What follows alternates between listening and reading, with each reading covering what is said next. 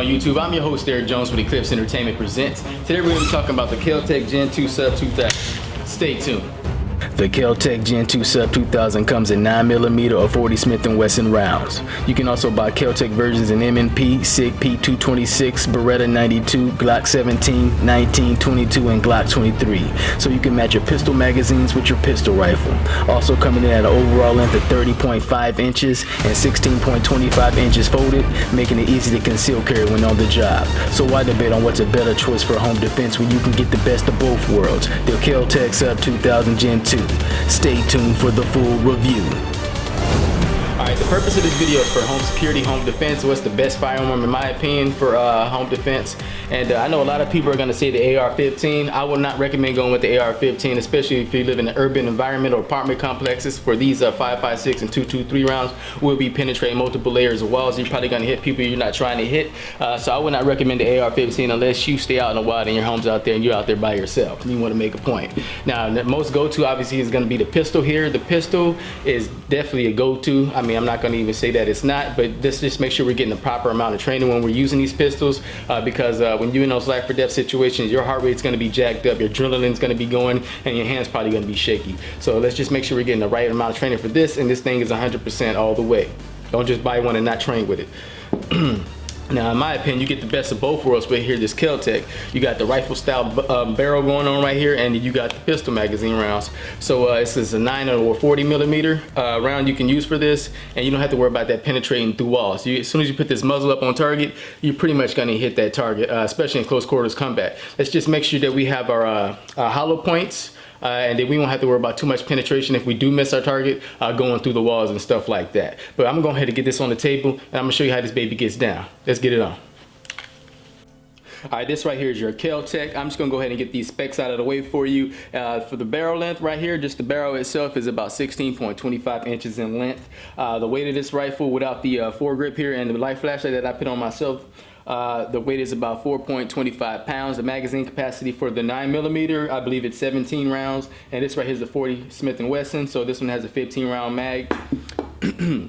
The overall length of this rifle is 30.5 inches, and when you fold it, it's at about, I believe it was 16.25 inches, and then it was 7 inches down, up and down. And the twist rate for the rifles are 1 in 10 twists and a 1 in 16 twists. Your trigger pull here is in about 9.5 pounds, which is kind of heavy if you think about it. A lot of the pistols, if you think 9 pounds for a pistol would be pretty bad, it'll be bad for your accuracy and stuff like that. But with this pistol carbine right here, you really do not feel that that 9.5 pull, so you don't really have to worry about that saying 9.5.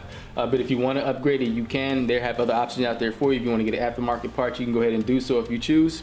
And this is obviously a semi-automatic rifle. Now we're gonna just get into the features of the rifle right here. Like I said, it came with the 15 round mag for this 40 Smith & Wesson model that I have here. And I have these Pro Mags here, these 25 round mags. I would not recommend going with these mags if you're going to be using this for home defense, home security, because these mags right here will failure to feed quite often. They have failure to feed on me at the range. I have to clear the rounds a hell of a lot, so I would not recommend using these for home defense. I would recommend going with the magazine specified for whichever model you bought. So if you got the Glock model, you use Glock mags, and Glock has a lot of mags, and they have extended mags like you see here.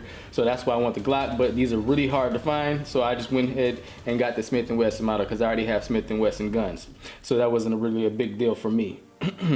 With that being said, we're going to move it over here to the muzzle. We're going to start down here. Now down here, all you have to do is unscrew this little knob right here, and you can put on your can or you can put on a suppressor if you choose to. It's a nice little threaded barrel right there. That's a nice tribute accessory for this rifle that gives it that extra bump, in my opinion. So it's definitely worth getting. Like, you can check these out. They have them for sale at MSRP at Kel-Tec.com, and they sell for about $500. You can check other avenues, and you can find this rifle for as low as $300 if you choose. Alright, you can find this on Cheaper Than Dirt. This is where I bought mine at for about a little over 300 bucks. These things are really hard to find, so if you're lucky, you can find it for about $350. Like I said, Kel-Tec is selling them for $500 MSRP. That's a bit pricey to me, but like $350 is definitely a good price range. So if you can find it at that price, go ahead and pick it up. So we're gonna move down here to this vertical grip. I put this on myself. This is an older model for the Magpul. I'm gonna put the newer model up for you guys so you can go ahead and take a look at that. This does help with holding the rifle. It makes it a hell of a lot more comfortable to shoot with. So I would recommend going with something like this if you can. And we're gonna move up to the Picatinny rail right here. if you're gonna buy a optic, make sure you have a quick release on it, because this thing does collapse, obviously. So you don't want to have to be unscrewing stuff every time you want to close this thing up. So just get a quick release. I'm gonna put here on the screen on Cheaper Than Dirt that they have an optic that you can just turn upside down and put it up underneath like so, and you can still collapse it without having to take the optic off. You just have to turn the mechanism. It's made specifically for this rifle right here, which is pretty cool. All right, we're gonna go ahead and take it right down to here. As you can see here, it has like a little nice spot for your hand and hold if you want to hold it here. Some people like hold it near the mag wheel and stuff like that when they're shooting, but it's very comfortable right here. They have grooves right there for you to grab, and they have like finger little grooves on the bottom where you can grab there like so. Now, if you want to collapse this Kel-Tec right here, right underneath the trigger is this little thing, this little switch. You just pull it up like so, and you can just close it like that. And there you have it. You can close it like that, latch it down, and there's a button right here. You just pull up, and you can unlatch it like so, and you can open it back up and get it ready for your combat sequence or whatnot there. Now I'm going to tell you about this bolt right here. How this bolt operates here is, I'm just going to take a round out of this magazine right quick. When the firing pin hits the prime of this bullet and it sends it through the rifle, all the kinetic energy from the brass is going to pop back, and it's going to blow that bolt back, and that's what's going to make the next round come up and be ready to fire for the next one, the next go.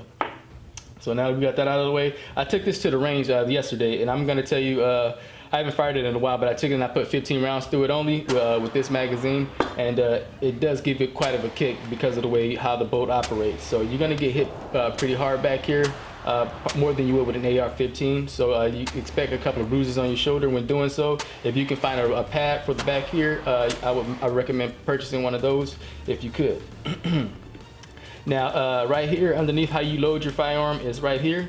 You just, middle of the hook right here, you just pull it back. It takes quite a bit of force to pull that thing back, so it's not going to be easy if you're not strong enough to pull it back.